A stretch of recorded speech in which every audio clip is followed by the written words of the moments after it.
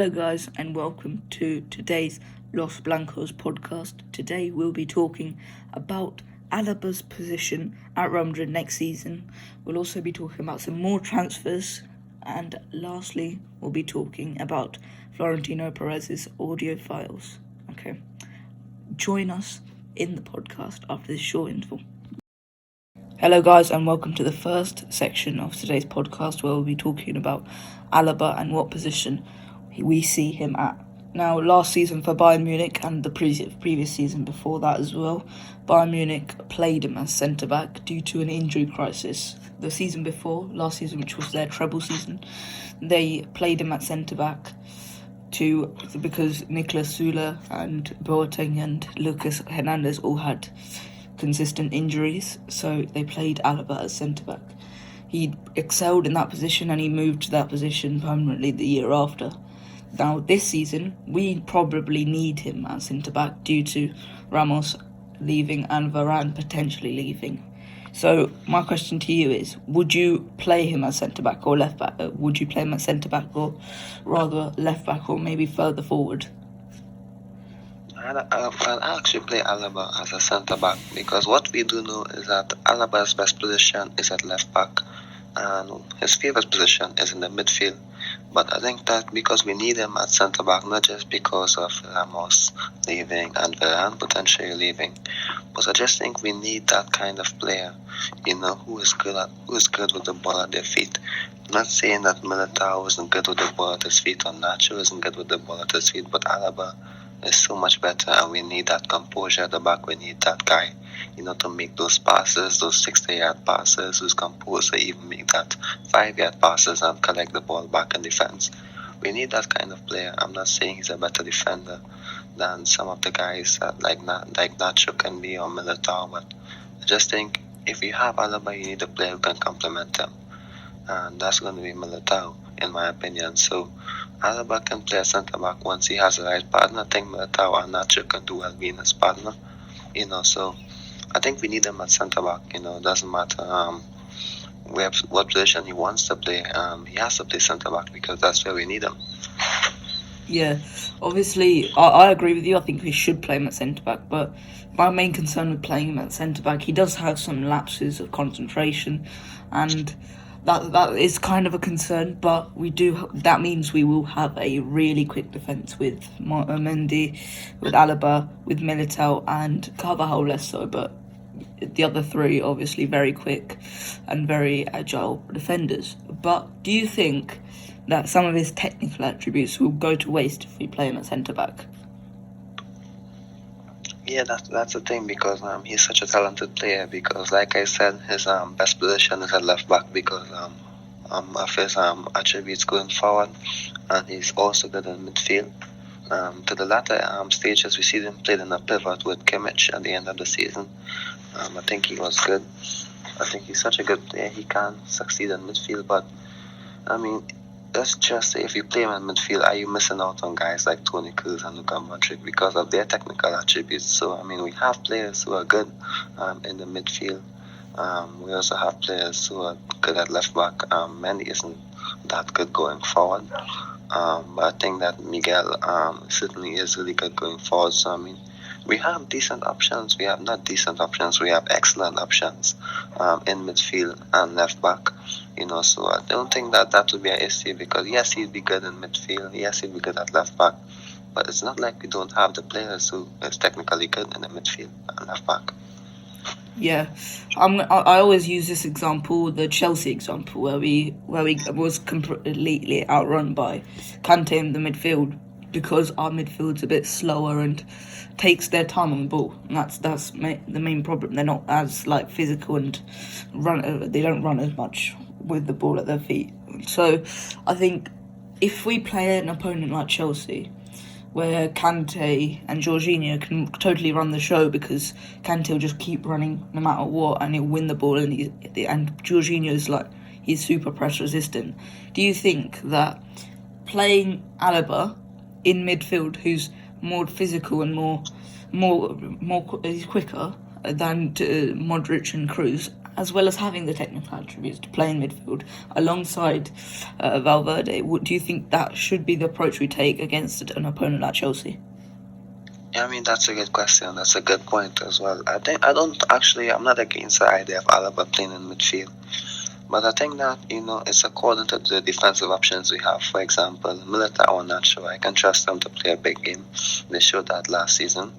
So if one of them is injured, then you can't risk playing Alaba in midfield if you're going to use Vallejo in a big game. Unless Vallejo plays this season and plays so well, But, I mean, if Nacho and Militao is available, I'm not against the idea of playing Alaba in midfield because he's going to bring so much. And I'm not saying our midfield has been a bit stale over the past 2 seasons, but it's like teams are starting to figure us out, and they're starting to figure out the movements of the midfield, So I just think that, Alaba can bring something unique to this team that we don't have. Of course, if Odegaard can play well, that's going to help the midfield a lot. If Freddy can continue, Freddy didn't have the best of seasons because of injury last year. So I mean, if Freddy can be in top form, maybe Odegaard can be. Well, they are all young options, who has a lot of energy on the team, and maybe Blanco, but I'm not going to trust Blanco to play a big game this early. So I mean, yeah, Alaba can be a decent option, but it's according to the options we have at centre back. Yep. With Alaba, last season and previous seasons, with Courtois' distribution hasn't been great, but the main passing lanes he takes is to the left of him, so to Mendy, who can carry the ball forward, which is something he's good at, but maybe the end product's not as good, or to the main facet, which was Sergio Ramos at left centre-back. So that means Alaba's going to have to take on the role of Sergio Ramos and being the guy who has to take the ball and progress it forward. Obviously, it's gonna be easier with Toni Kroos in front of him. He's just gonna take the ball and pass it on, but he's gonna be the main guy to be passed to when Courtois on the ball, and against big teams, against Bayern Munich, who are just going to close down endlessly. He's going to press relentlessly against Courtois. He's going to really have to be super press resistant, which is something I haven't seen much of him. I haven't seen him dealing with the press much, because over the last 2 seasons, the opponents that Bayern Munich have played, they haven't been the super press team. They haven't faced like a super press team. They haven't played like Liverpool or anything in the last 2 years. So do you think Alaba would be press resistant, or do you think he'll crack under the pressure? Actually, I think that when Nacho and Militao played centre-back against Liverpool, it wasn't peak Liverpool, but I think they did well. Yeah. Alaba is certainly better on the ball than these 2 players. I think that maybe, for example, I'm not saying that he's strictly left-footed, because he's a good right-footer, as he can kick with his right as well. But I think that, he can adapt his game, because he's been playing at centre-back, for the past 2 years more consistently. I think he can adapt his game, he's maybe our best on the ball centre back, and like you said, that he is going to have that responsibility of taking the ball out of the defense. So yeah, I mean, I just think it's more on the movement of the players. Guys like Toni Kroos and Luka Modric ahead of him, so that's going to make it a bit easy, because in a press you need to have options in midfield on full back, on outlet on the wing. I think, yeah, if he can pick those passes, and Real Madrid have a system, that can allow us to escape those positions on the field. Yeah, I think he's gonna do well. Yeah, obviously, I saw on Twitter last week, I spoke about this last week, Carlo Ancelotti is considering moving Mendy to left centre-back. Now, obviously, Mendy would be absolutely fantastic, and I think of Mendy like Kyle Walker, and his recovery runs are fantastic. So left centre back in the back 3 would be very good for Mendy, and I think that would be fantastic. I don't think I don't know, how tall is Mendy? I don't think he's like 6 feet. Maybe if he's 6 feet, I think he's like 5'11", or maybe just 6 feet.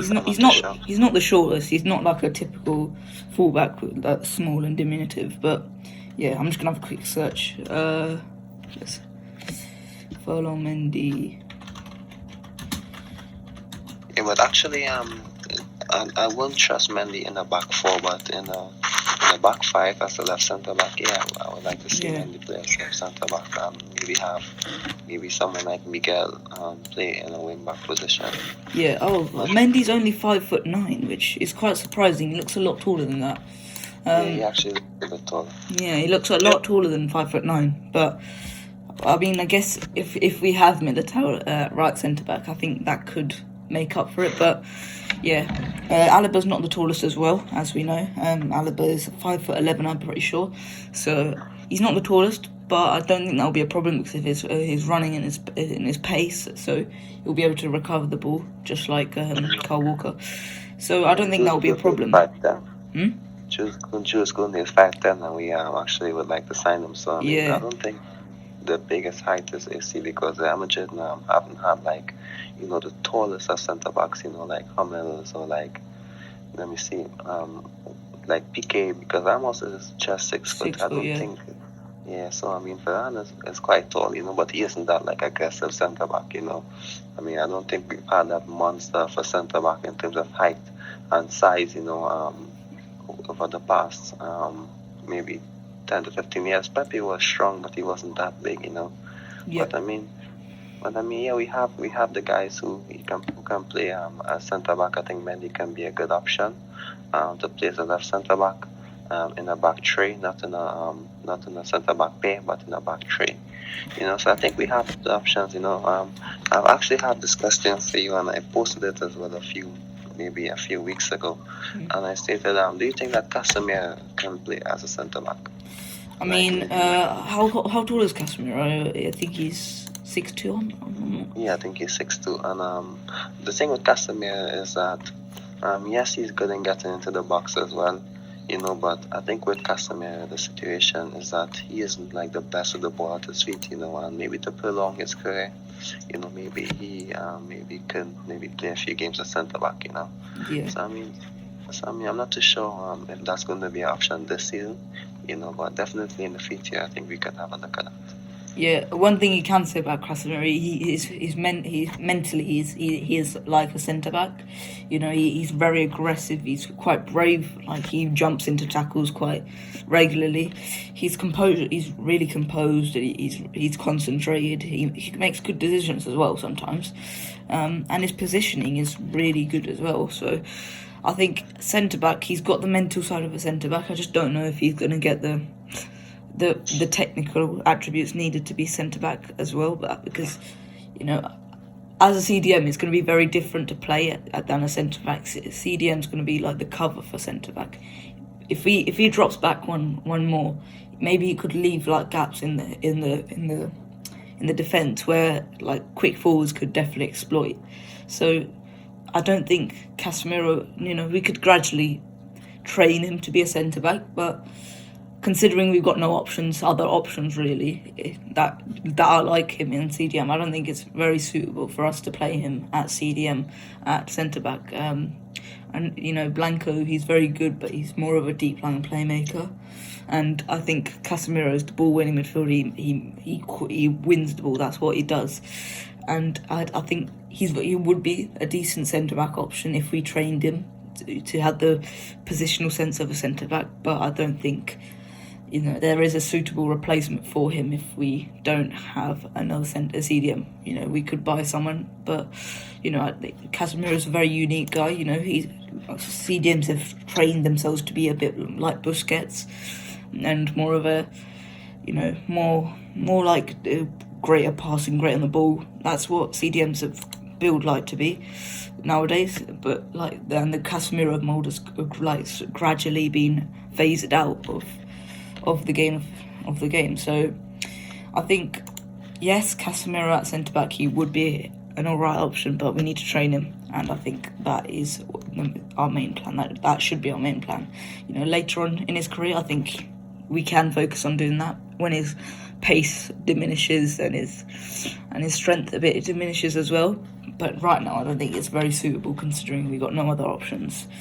But rest of Spain, I've had a look. Rest of Spain, they don't really have a lot of target man in Spain. When you go to the Premier League, you find Burnley with Chris Wood and Ashley Barnes, where they just lump it long and they'll just elbow you in the face, and it's not very pleasant to play against. But Spain don't really have many of those. They're more of quick players, poachers, those type of players. There's not many big target men, 6'5" target men, which is why I think Jules Koundé would be fine to play in Spain, and that's why he's been excelling in Spain. You won't really find the big gargoyle up front now that you don't want to play with. It's just not fun to play against, and I think that's why a centre back like Jules Koundé, like Alaba, would succeed in Spain. What do you think? Do you think a person of smaller height, for a centre back? Do you think it is important for them to be a bit taller, or do you think it's fine?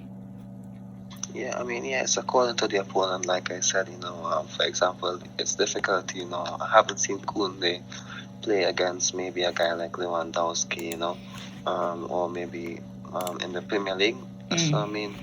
So it's difficult to trust him in a foreign league, like against like maybe in Tottenham. You don't know how he's going to play in a team. I think the best player he's played against them, the most difficult player he's played against is probably Lukaku, because of his running and his strength. But like you said, it's not had much of that challenge. And I think he did. Actually, I think he did quite well. Against Haaland. When they played Dortmund, Haaland isn't good. Like, he is good in the air, but he doesn't utilize it much, because that's not the way Dortmund play. So he hasn't had the opportunity. So in Spain, the opponents are the same as in EPL. So I think Koundé can do well in the Spanish La Liga. I think he's going to do well in England as well. But of course, it's quite easier for them in Spain because of the quality of the football, the style of the football most teams use. Yep. That would be the end of this section.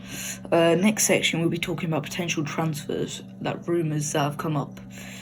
Hope you join us after this short interval.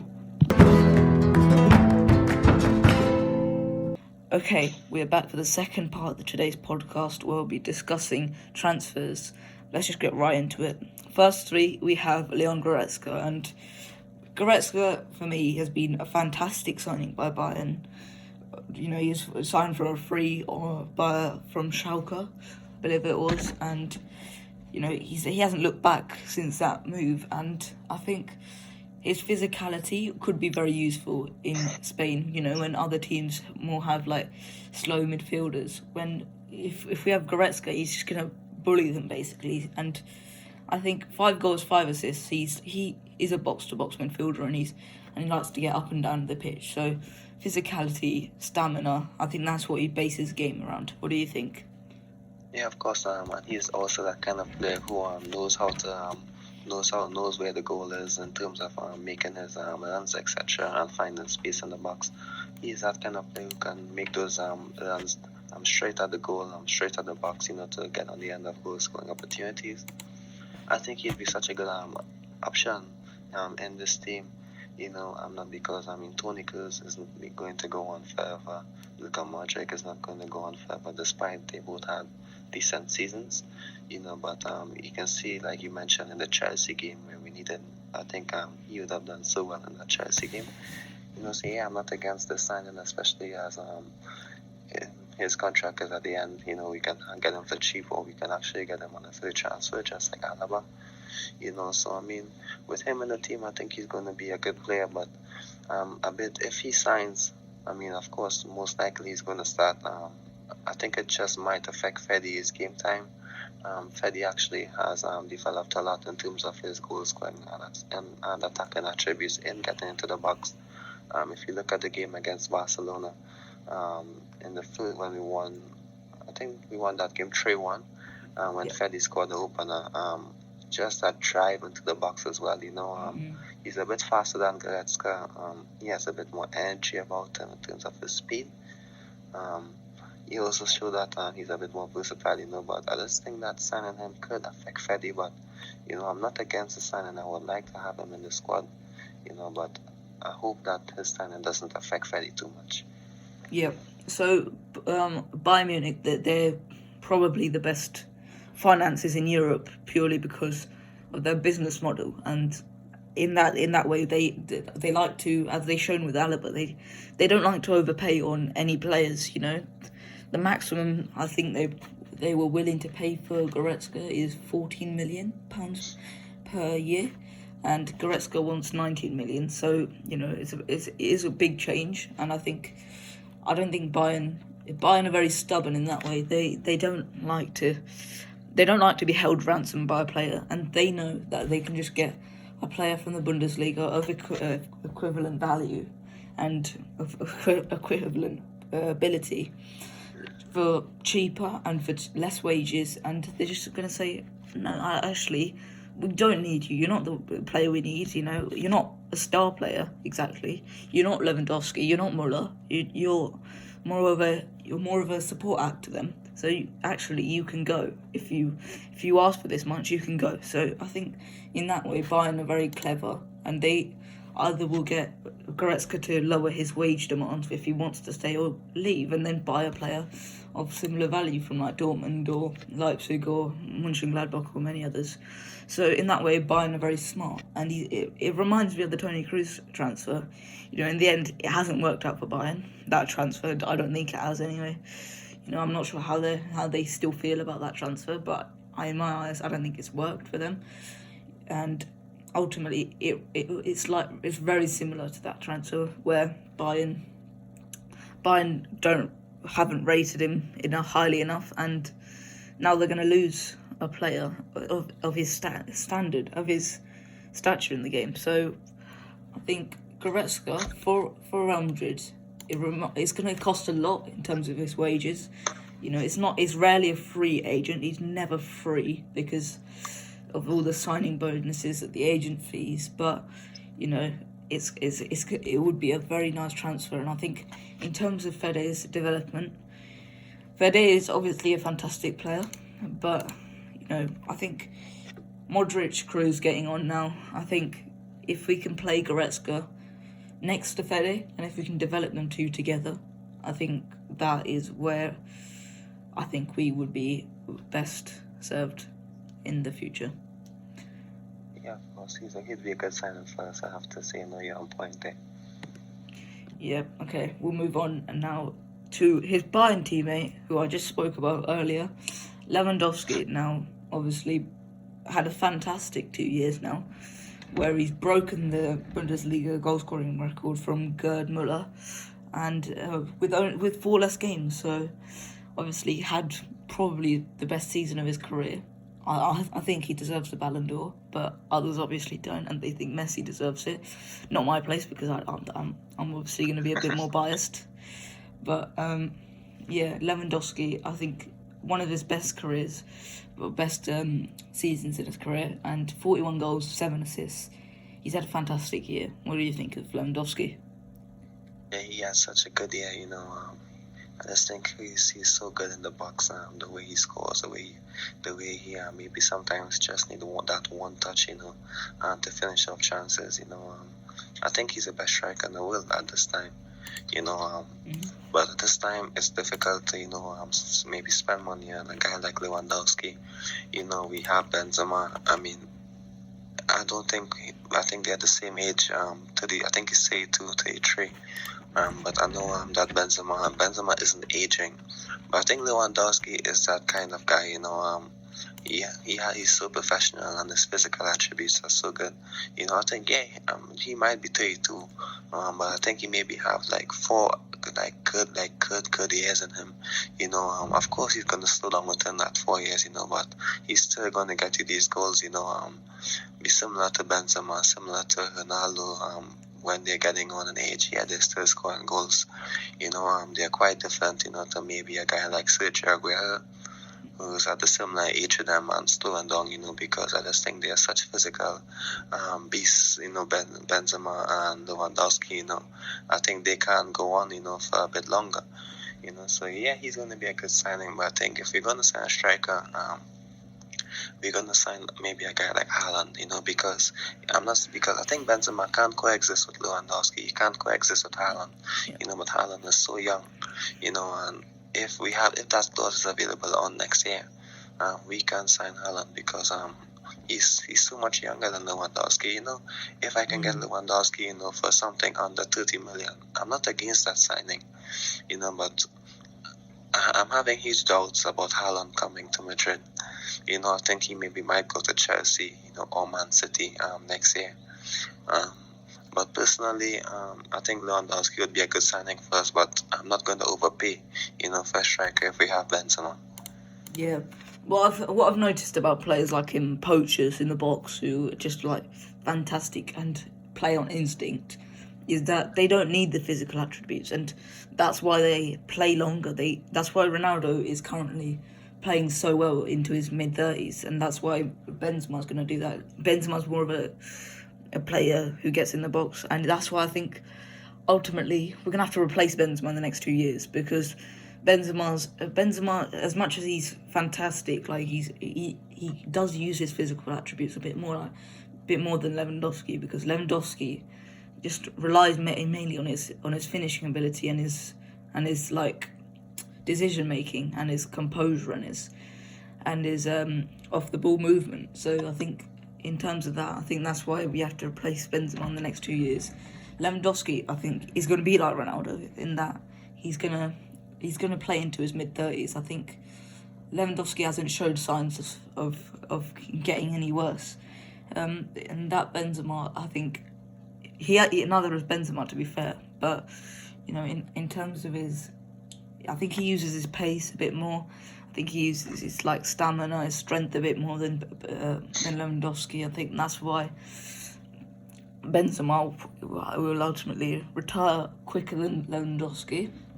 I think in the end, if we are paying more than 60 million, I think that's a bit too much. That is beyond the realms of acceptable, really, for Lewandowski at his age. He is 32, let's be fair, and I think he's 32 anyway. I think he is 32, and to be fair to him, he hasn't shown a sign of life. But I think realistically, 40 to 60 million, I think that's the maximum you can pay for him, for a 32-year-old. Unless it's Ronaldo, unless their name's Ronaldo or Messi, I don't think any other 40 to 60 million. Maximum. There is no arguments about that. You can't be paying more than that for a guy who might just retire and might fall off a cliff in the next 2 years, and his ability might just suddenly diminish. So, that's why I think Lewandowski, as good as he is, we can't pay much for him if we are going to go in for him. Chelsea have also been interested. Man City have also been interested, but I personally cannot see Bayern letting go of him. As I said earlier, Bayern don't get held to ransom, but I think there's 1 or 2 players they will get held to ransom by, only 2. Yeah, of course, I think if we're going to send a striker, like I said, it has to be Haaland at a good cost, maybe 80 million. I think that's a clause. 75 was the clause, but now I'm seeing reports stating that it's maybe closer to 85 million, and that's not bad for Haaland. If we can't sign Haaland, yeah, we can go after guys like Lewandowski, but I just think that Haaland has to be the main target if you're going to buy a centre forward at this time. As good as Lewandowski is, I'm sure that Haaland is also so good physically as well. That he can last a bit into his 30s as well, and he's going to be a striker for us, for 10 years. So if we're going to buy a striker, it has to be Haaland first. If we can't sign Haaland, then we can explore guys like Lewandowski or whatever options are available on the market. But for me, we have to go for Haaland first. Yeah, okay, I think we're going to move on to Kingsley Coman, and obviously same situation as Goretzka, asking for loads, Bayern aren't willing. That's all the same, pretty much. Is he in the same situation? So he's had a fantastic creative season. This season he's 13 assists. Bayern have needed it this season. They spent so much on Sane, but realistically hasn't come good this season, and they've needed Coman's contribution because Gnabry's not had the season he's had either. So I think what you can count on with Coman is actually end product, and I think that's the most important thing. He can play on either wing, which is quite important as well, and you can count on the end product. He is like Vinicius with end product, and he's so quick on the ball. He's like, his trickery is really good. His dribbling's very good, but he can finish, and he finds himself in the right spots, and he can provide assist after assist. I think that will be really important. Obviously, contract expiring 2023, I think it is. So I think next season, Bayern, I think Coman's situation is a bit worse than Goretzka's for us. So I think Goretzka is more likely he won't renew with Coman. I think I do see them in the end getting to extension, but we never know. We got to keep monitoring that situation. Yeah, of course, and I just think, for me, I'm not too sure if I'm being a bit biased here, but I don't want to wait, 5 years, for Vinicius, to hit top form. But I just think that, maybe I have so much of belief that Vinicius and Rodrigo can come good for us. That a new winger coming in, unless it's Mbappe. Mbappe is not a pure winger, but a new winger coming in. I just think that they can, they can extend the development of guys like Vinicius and Rodrigo. I'm not saying that we don't need other options, but I just think that, another winger coming in, that's why I said that I won't be 100% happy about the signing, because of course if Mbappe is coming in as well, that's going to be good for us. If you look at the French national team, I'm not saying that he isn't starting or getting plenty of opportunities, but it's quite difficult to fit him in, with all the attacking options. And I think that's going to be the same case at Madrid. We are looking at how good he's playing for Bayern. Would he have that same opportunity at Madrid, to play at his best? Maybe he might just be a winger on the right-hand side, and that's it, because of the options we have on the left. If we sign him, I think of course, that's lack of opportunities for Vinicius and Rodrigo. I'm not going to say I'm going to wait 6 years if Vinicius isn't performing well, and maybe another 3 years, I'm going to have full faith in him. But for now, you can see that Vinicius is showing signs of getting better. Rodrigo is showing signs of getting better. So, signing like Coman, I don't think he's going to fit in. Let's not forget, we also have Marco Asensio. We also have Eden Hazard. We have Diaz, who's on loan at Milan. We have Sergio Arribas. Yes, he's young. Yes, Coman is way better. But I just think these guys can get so good, in time. You don't want to, have Coman on big wages when you have many players who can perform the same function, because if you look at it, guys like Sterling as well, I'm also against that signing, because of course, Vinicius, he can get better, because Sterling actually had a season just finishing as well. Vinicius can actually use Sterling. He did say that Sterling is actually one of his idols, in terms of how good Sterling has improved, so I just think, Sterling, Rodrigo, Diaz, we have so much good options who can get better in time. Yeah, I've got Coman's injury history up here, and that's something he struggled with over his career, his injuries. And I think here we have, there's loads of separate injuries, tiny little niggling ones, and there's some big ones, tear and joint capsule, which ruled him out for 7 games. He's had 2 separate ligament tears, one for 15 games, and the other for 16 games. And then we've got torn knee ligaments and a capsular rupture in the ankle. So, he's had quite a few pretty bad injuries, and those 2 were 8 matches missed either way. And he's got loads of little injuries, little niggling injuries, muscular problems I can see come up quite a few times, ankle problems come up a few times, fitness has come up a few times, which is really weird as well, tendon irritation, so... he's not had the best of time in staying injury-free. That's for sure. And I think if we bring another injury-prone left winger to Real Madrid, I don't think on a lot of wages, not naming any names, I don't think it will be very good for our wage bill, first of all. And I don't think it will be very good in terms of our reputation, having brought loads of these players. If we have next season another injury hit season, I don't think we'll be able to cope particularly well as last season.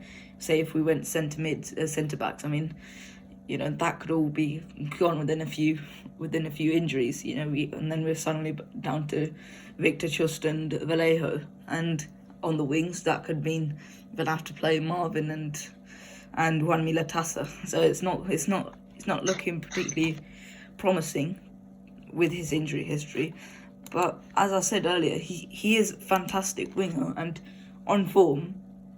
We saw in the 2020 Champions League final, he got the winner. So I think on form, he's a world-class winger, no doubts about that. But, he has to stay injury-free, and I don't think we can count on that right now. Yeah, of course. I think that we need at Real Madrid, we need that player, who that can maybe stay fit for the entire season like Vinicius did last year. Vinicius wasn't at his best last year, but he played the most games, I think. And he was the only one in the whole senior squad who didn't get an injury, I'm pretty sure. Yeah, yes, I think that's it, And Rodrigo is not an injury-prone player. He had one injury, and that's not because of his poor physical state. It's because someone actually tackled him from behind, and he felt awkwardly, So then we have to look at that, Vinicius and Rodrigo, they are mostly fit, they are mostly available. We have other options, Koeman, yes, he's good, but yeah, we have players, who can step in for him. And like you said, of his injuries, we can't count on him, to stay fit for the entire season. That's not going to go down well with the fans, I'm sure. I don't think that the Real Madrid fans can accept something like that again, after what we've been through with Hazard, Yeah. Okay, we're going to move on next to Alex Moriba and Barcelona one of the kids. That's already Barcelona in the transfer. I don't think that's going to sound very good, but Alex Moriba is one of the most talented players to come out of La Masia in the last few years. Alongside Ansu Fati and Pedri and a few others. He's one of the most talented players to come out of La Masia. He's originally from Guinea, and he's moved to Spain when he was very young, and he moved to La Masia, and he hasn't looked back since then. Obviously, his contract is coming to a really bad stance now for Barcelona because, as you know, it's no secret that Barcelona don't have the best of finances, and what Moriba is asking for is not particularly wanted and really wanted in news in Catalonia, and I think in terms of that, I think we got to pounce. I'm not sure. Does he support Barcelona? I mean, we know that's not going to affect many people's decisions. Some people it might affect, but I think Moriba, if there is an opportunity for us to go in for Alex Moriba, I think we have to take a hit, go for it, because he is really a wonder kid. He is one of the best central midfielders to come out of La Masia. I'm trying to think of the last good La Masia centre mid. Sergio Roberto.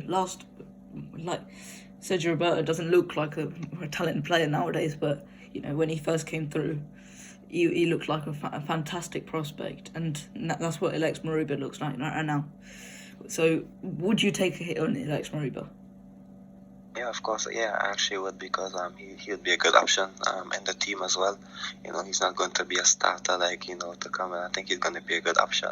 And he showed at Barcelona last year that if he's given the chance and the minutes, yeah, he can do well.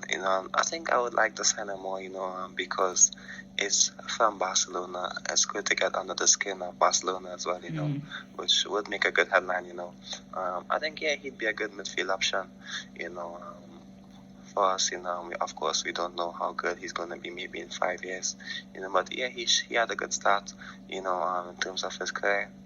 Yes, I think he would get the opportunities at Madrid, because I'm not saying we don't have midfield options, but we have shown over the last 2 years that we need additional options, more complementary players, who can fit in, I think, he can do that, I'm not seeing much of him, I'm not seeing much of him. I'm sure that you maybe have seen more of him than I did, but yeah, he'd be a decent option towards the squad, And I don't think if he's going to come in on huge wages, I think he's going to demand that because of his talent and, of course, because of the amount of years left on his contract as well.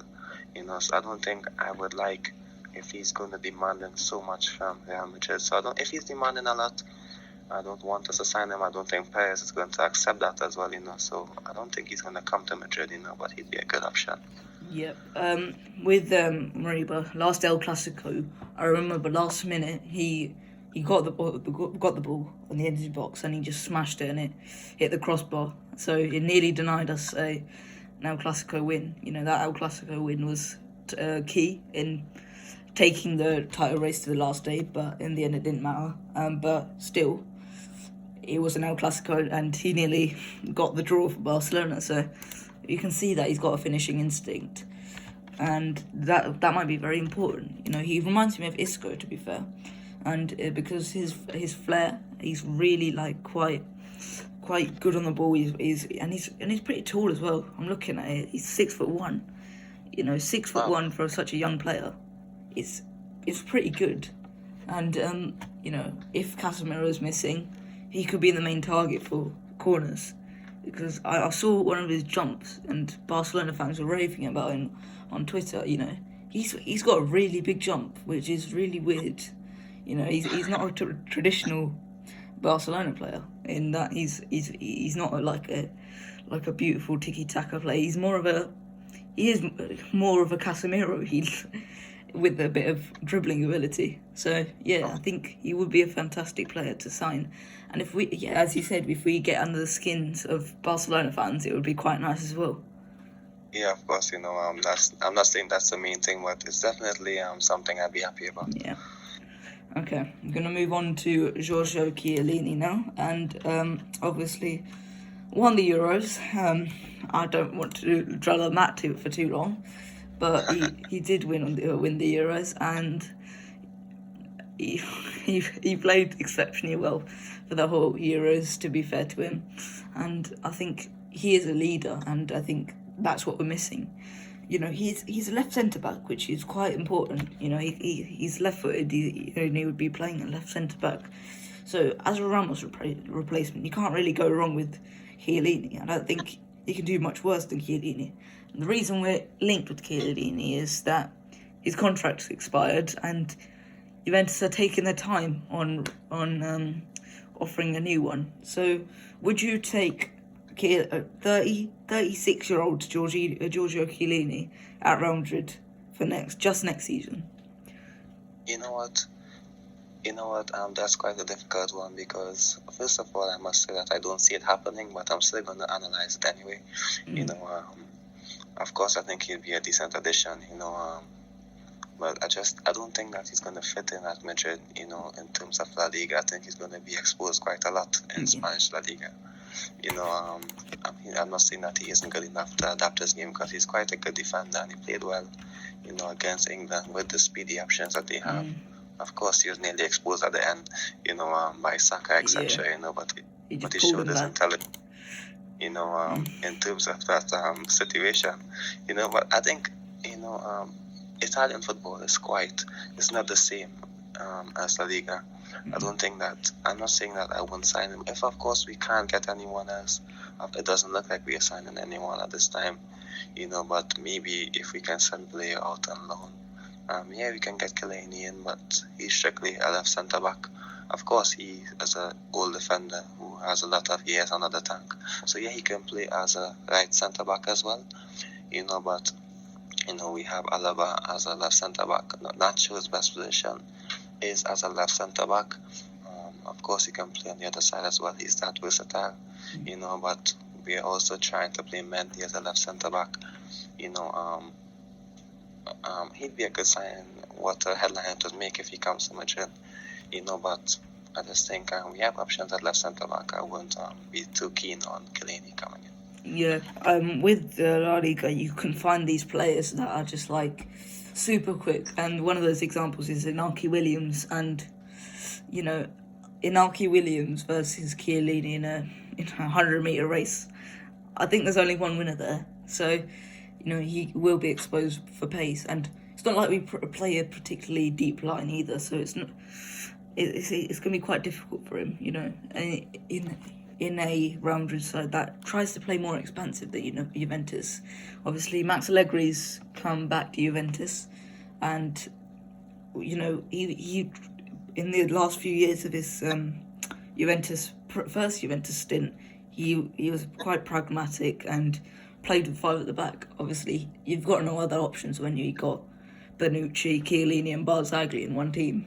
You've got no other options than to just play defensive. But I think he will be exposed by quick players like Inaki Williams and Alexander Isak, Iago Aspas, players like that who are really quick on the ball and off the ball. So I think those players, I don't think he can pull the shirts back too many times in La Liga, especially with referees in La Liga. But I think he would be a fantastic leader in the dressing room, and having him around with his winning mentality, just to get over the line in La Liga, which is something we didn't do last year, just to get over the line in La Liga, I think he will be quite useful and quite helpful for next season. But as you said, I just don't see it happening. He's a Juventus legend. Let's be honest. He is a Juventus legend. And even if he doesn't sign again for Juventus, I think he's going to stay in Italy, And also, I don't know, but I just get this feeling that, that Jose Mourinho, who's Roma's new coach, is going to say, let's try and sign this guy, because that's the kind of guy Jose likes, but that has nothing to do with Madrid, so. Yeah, that would be a match made in heaven, really. But Italian players obviously don't leave Serie A very, very often. I think there's only Emerson and Jorginho and a few others from like China and stuff. So I think in that way, I don't think he would adapt to La Liga particularly well. And he's 37. He's not getting any younger, really, is he? He's not getting any younger, and his injuries have cropped up in the last few years, and they've become more prominent. So, it would be a very big risk to take on Chiellini. Yeah, that's, I have to say your point again there, and like I said as well, the left centre back at Madrid, is a bit stacked. If, for example, you tell me a guy like Thiago Silva, I say, Thiago, because he can also play on both sides and more comfortably than Chiellini, So I'm not against the option of maybe an experienced centre back, at Madrid, but I don't think Chiellini is a guy. Yeah.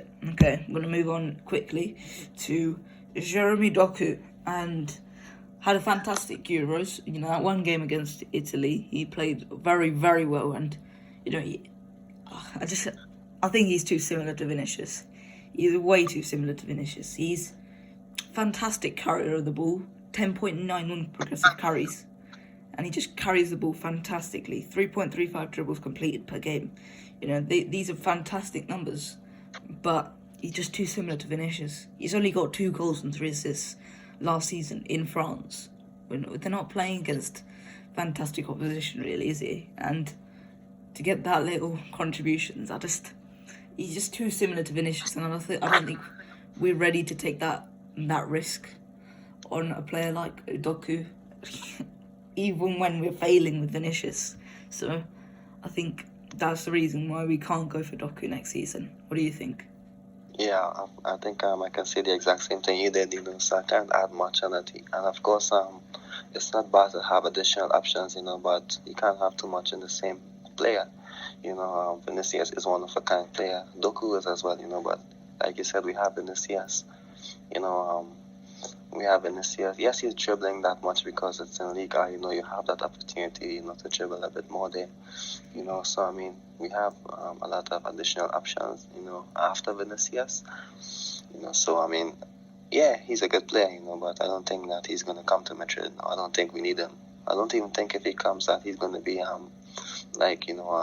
so good, like he was in over in the La Liga. In Liga, I do apologize. Yeah, I mean, with Rennes, I don't think they're going to be too interested in selling Doku, especially only after one season. It's only been one season they've had him for, and I think they signed him for, I think it was, how much? I think it was like 15 million. No, it was 25 million, I'm pretty sure. So, yeah, I don't think they're going to be too interested in selling Doku after just one season. And I think he is too similar to Vinicius. You know, his pressing is fantastic, just like Vinicius. His tackling's fantastic, just like Vinicius. His dribbling's fantastic, just like Vinicius. They're just too similar, and I don't think it's plausible for us to just spend. I think they're going to be asking for over 50 million. I don't think it's particularly plausible for us to just go in for Doku. He can play on the left, he can play on the right, he can play up front, to be fair to him. But I just don't think he's just I can't see us going in for him, especially with us saving funds for Mbappe. So he's just not no. Yeah, you know what? Let him go to a team like maybe like Dortmund, where he can get minutes. And then in 2 years you can see how good he's at. Yeah, Liverpool have been interested in him in the past, so I think they might go in for him. But yeah, Real Madrid, I don't think we'll be in for him anytime soon. Okay, last player. We're just going to do this one quickly. Eduardo Camavinga. Now, he recently apparently said no to Man United and said, I want to go to Real Madrid for free next summer. So, obviously, one of the best, I'm not going to say the best, one of the best talents in Liga and in the world. And you can see why. He's a perfect box-to-box midfielder. 89.5% pass completion. He's a perfect press resistant. 6.43 progressive carries. That's one less than someone like Renato Sanchez, but it's still fantastic. Renato Sanchez is just in the elite tier for that metric. 1.98 dribbles completed. He takes the ball on quite a lot, and that's quite useful in a team that will be pressed heavily next season. 22.55 pressures per game, which means he is a presser. He's beautiful presser. He's fantastic at pressing players. And 3.89 tackles per game, which means he's just going to win the ball loads. Obviously, this summer we're not going to make a move for him this summer, but next season on a free. However, I struggle to see a situation where it's only going to be us and Man United in for next summer. I think there's going to be a few more teams than just us and Man United. There's probably going to be Man City, PSG, Bayern. All those teams are going to start showing up at Rennes' door, and I think it's going to be difficult, but I think we can get him next season. What do you think about Camavinga? Yeah, and of course, he isn't just like a deep midfielder who's good on the ball. Of course, he can drive forward as well. He has such a good left foot. He's a good player. But I'm going to ask you this question: if you're going to sign a player on a free transfer, who is going to be Goretzka, Pogba, or Camavinga? Who would you pick? Camavinga every day of the week. You can't rely on Pogba. I've seen him over the last few years for Man United. Sometimes you can just watch him and he's just like, wow, how has he done that? But sometimes you're like, oh dear, what's happening here? Graham Souness. I'm not sure if you know Graham Souness. He's a pundit in. Yeah, I do. Yeah. He's a pundit, and he absolutely hates Pogba because of his attitude. He's more of an old-fashioned guy. He's known for really being hard in the tackle, and he's that type of guy. Yeah, I think he and Roy Keane basically makes the same statements as well. So. Yeah. And it's like Pogba is not it's like their arch nemesis, but I think it's just surrounded with too much drama. I think PSG, fantastic move for both of them, because it's just like it's perfect for both of them. Like a world class business model, like. It will be world-class business because they'll just be able to bring in the sales, even more sales, and that's what PSG are all about. And for Pogba, it's perfect because he's surrounded by stars like Neymar and Mbappe. We'll see how long that's for. So I'll take Camavinga every day of the week because he's younger, and I think, to be honest, Camavinga is promising. I think the same amount as Pogba did when he was younger. So I think we take the hit on Camavinga rather than Pogba, because Pogba's wages are going to be let's just not. Yeah. And if we're going to sign a superstar in Mbappe, we don't need another one. Yeah. I'm not saying, and Pogba who's not going to do the defensive work, I just think that, Camavinga would be my first option, of course, of his age. Goretzka second, because they're all players who's going to complement the attacking players and function with the team. And I'm against the Pogba signing because if you're going to sign Mbappe, we need hard-working guys in midfield. I don't think he's that guy. So Camavinga, like you said, to Madrid, because of his attributes, he's going to be a perfect signing for us. Yep, okay. That is the end of this section. Next section, we're going to be talking about Perez's audio files, and yeah, we're going to be just discussing about that. We'll see you there after this short interval. Okay, so this week, Florentino Perez's a few quotes from a couple of years ago, from mainly between 2004 to 2012, so relatively old but not too old. So a few audio files have been released. You probably know this already, but yeah, it's not Florentino saying the most flattering things. I mean, he's been talking about club legends, less so, but it's some of them, but it's quite controversial, some of the stuff he said. All of this has been released by El Confidencial, not very confidential if you ask me, but if he's just let go of all of these audio files, and reportedly there's more after this, but they're leaving it at that, and I think some of the stuff he said is not particularly pleasant. So we're going to start with the Casillas and Raul one, which was, I think, the first one that came out. Yeah, that's the exact first one that came out. Yeah, and it said Casillas and Raul are two of the biggest frauds, and that's roughly what he said. Two of the biggest frauds in Real Madrid's history, which, he said it's out of context, but it's not going to be too much context that will say that's okay. Especially with what they've done for their club. So what do you think about that? Actually, I'm not, in terms of all of his comments and statements, of course, after all those years, of course, I was shocked that it came out. But I'm not surprised that, he said something like that, it doesn't shock me, that he's making those comments, but I was wondering, I didn't quite understand the comments, at the time, because of course, I wasn't, keeping up much with how the news was at Madrid, way back in, 2004, 2006, going along those lines, so I'm not too sure exactly what led him to making those statements. For example, if he makes that comment about Sergio Ramos now, and you look back, in 2013, let's just say those statements come out, I would be of the age to say, in 2015, Sergio Ramos refused his contract, Florentino Perez and Sergio, had a bit of arguments, in a few seasons, yes, I can understand that, but I'm not too sure what led him to, make those statements. Maybe it was a bad performance, maybe some stuff that's going on behind the scenes, but I'm not too sure what led him to say it, it's a bit, it was a bit exciting, like those films, those TV series, that comes out each week, I was looking forward to hear what he's going to say next, because there were more, but you don't know what was coming next. Yep.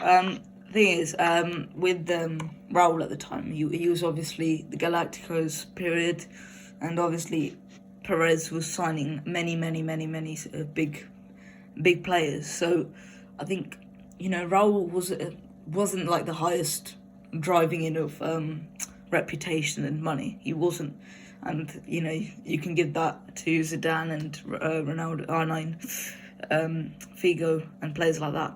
Those were really driving in the revenue. But Raul wasn't really. I mean, obviously he was. Raul was still a fantastic player and world class at the time. But not to the level as Figo and Zidane were at the time, So I think that might have, and I think Raul being favoured in the starting lineup over players like Figo, I think that might have driven him. I remember a quote from a book I read about Real Madrid, and I think what it said was Perez is.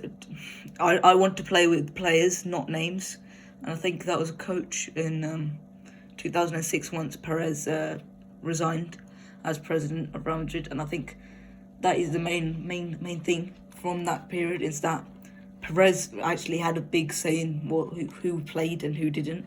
And I think he didn't really want Raul to play over Ronaldo, R9, Figo and others. So I think that's what drove him to say all that stuff. He also made a comment about Casillas' girlfriend, Sara Carbonero, and he said, this girl, I don't trust her one bit. This girl, these girls, you know what they're after. They go crazy for fame. Obviously, Casillas is still with Sara Carbonero, but you can at least justify that one at least a bit more than the others, because I'm sure he would want Casillas to focus more on play rather than his girlfriend. What do you think? I mean, yeah, of course, each coach or each president or manager or whoever is in control of the daily operations would want something like that, but it's inevitable. I don't understand.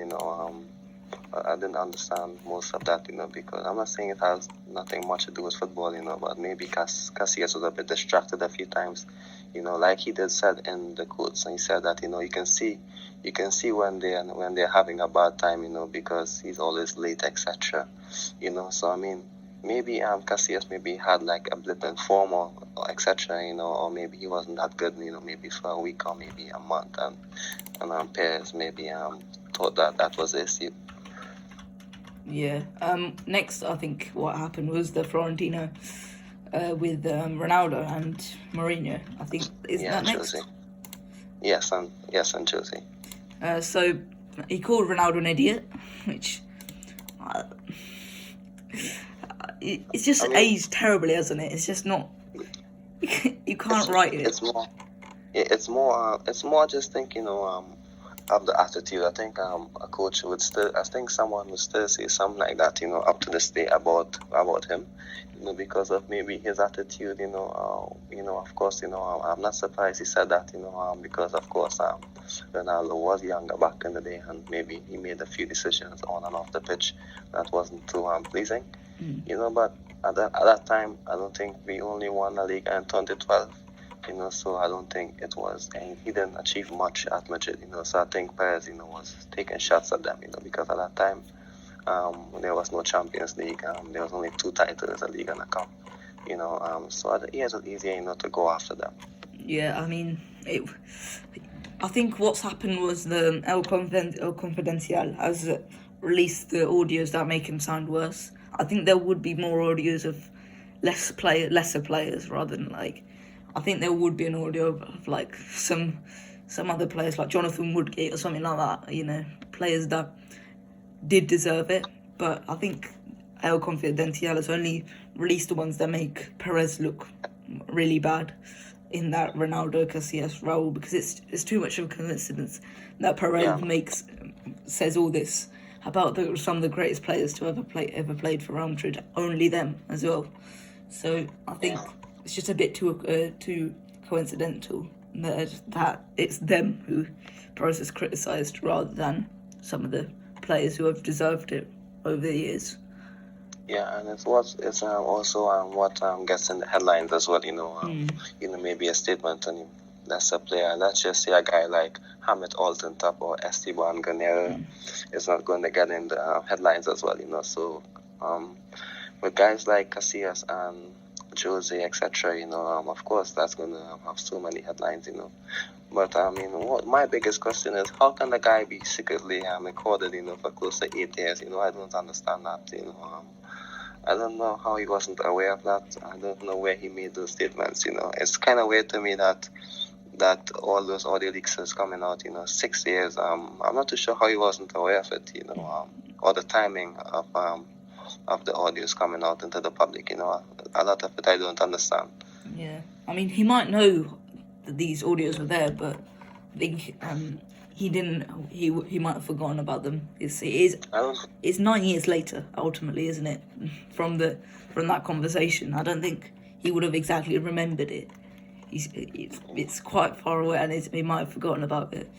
But yeah, I mean, he would have been recorded? It's fascinating, really, isn't it? How has he been recorded secretly?